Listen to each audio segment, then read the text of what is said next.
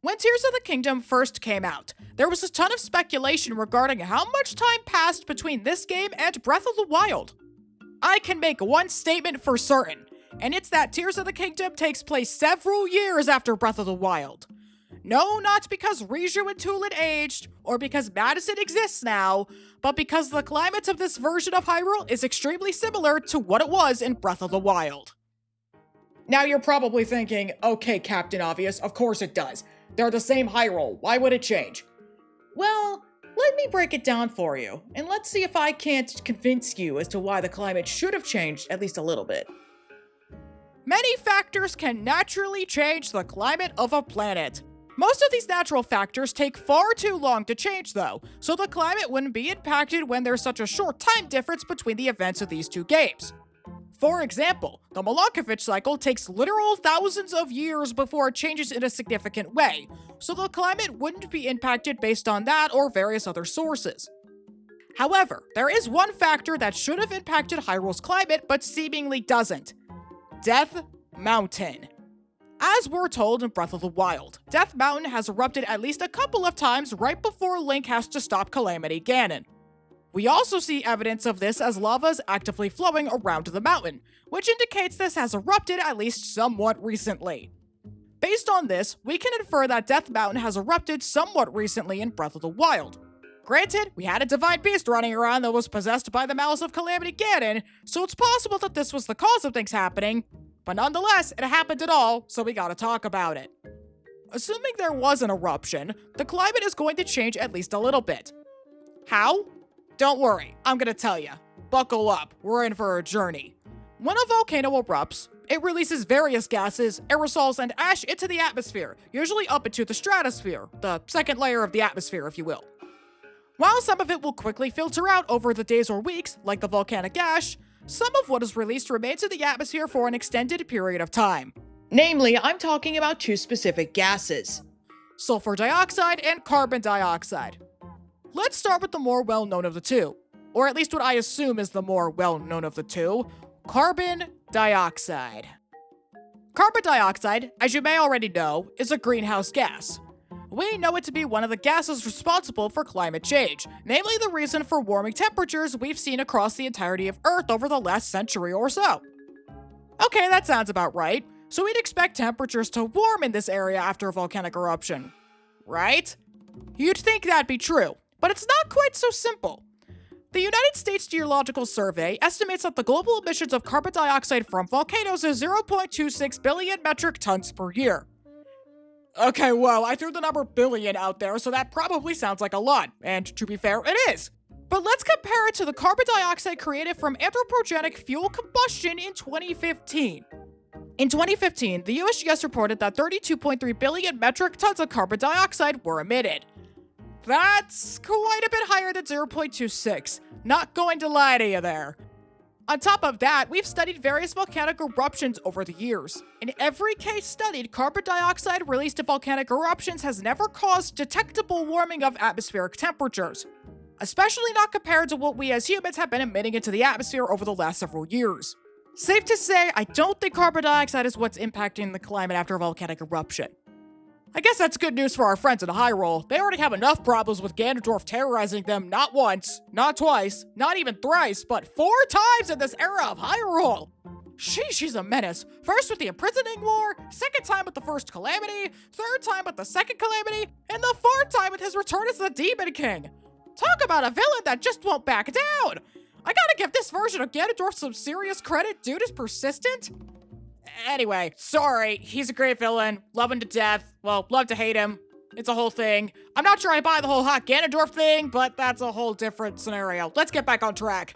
At least Hyrule won't be experiencing any warming of the temperatures with a volcanic eruption.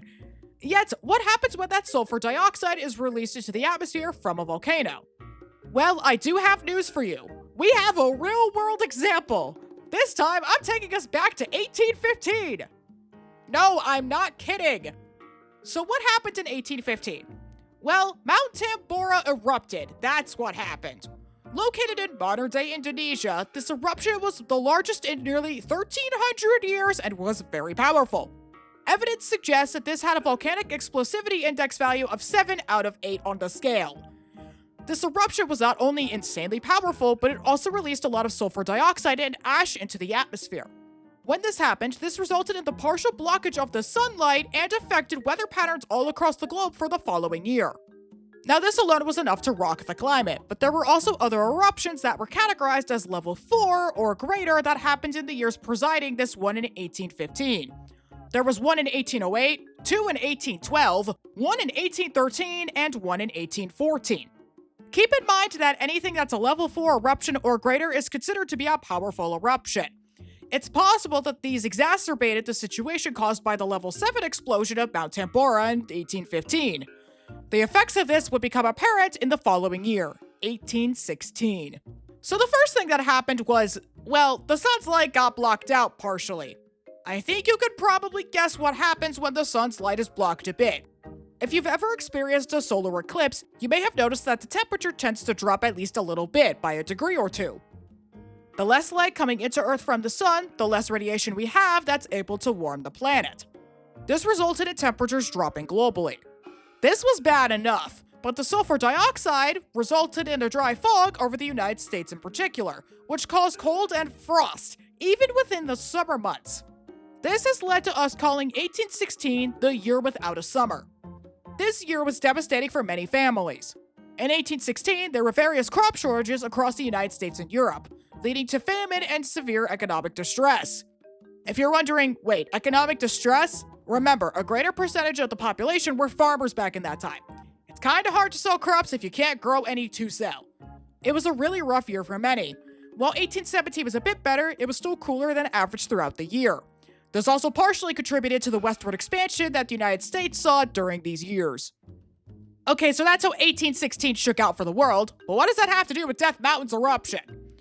Well, sulfur dioxide tends to cool the atmosphere. It doesn't warm it. While ash is quick to filter out of the stratosphere, sulfur dioxide, not so much. It can live in the stratosphere for anywhere from 6 months to 3 years. On average, it lives there for about a year and a half, 2 years. During that time period, the climate is bound to be a bit cooler. Now, assuming this is not a supervolcano, which is an entirely different breed of volcanoes I'm not going to get into here, a volcanic eruption won't necessarily result in an ice age or anything like that. Temperatures should generally be cooler, though. So, given eruptions from Death Mountain, shouldn't we see cooler temperatures from it? Well, yeah, we should. The Death Mountain area of Hyrule, and possibly the rest of the land, likely did. If I had to guess, the temperatures were likely reduced for a period of time. It's possible that some areas of Hyrule received more precipitation as well due to increased particles in the atmosphere for water vapor to cling onto, which results in atmospheric saturation occurring more often, meaning greater rain showers. I'll go into that more detail in the future, I promise. It also may have been generally colder as well. That's likely how Death Mountain's explosion impacts the climate in Breath of the Wild. Yet note we don't see this in Tears of the Kingdom. The climate seems to be exactly the same as when we left it. Why does this happen? Well, I do have a thought. If I had to guess, given that a volcanic eruption only disrupts climate for a mere couple of years, I think that at least 5 to 7 years have passed since the events of Breath of the Wild. The climate in both games is extremely similar. The really big difference we see is that Death Mountain isn't exploding as much. It's a lot more dormant in Tears of the Kingdom than it was in Breath of the Wild. This may also be due to a lack of a divine beast running amok due to Calamity Ganon's malice. Let's just say that the divine beast caused some chaos when Ganon was in control. If it had been a shorter amount of time between these two games, I think we would see a lot more rain than we do, and not to mention Link would probably need that cold gear in more places than just Hebra and other snow-covered regions. Or if he's wandering the desert at night, it does get cold there too. We'll talk about that another time though. Thank you all so much for watching. If you enjoyed the video and want to see me talk about the weather and climate in video games, be sure to subscribe. I have more on the way for you that I can't wait to share. I will see you all in the next one. Have a good day, everybody.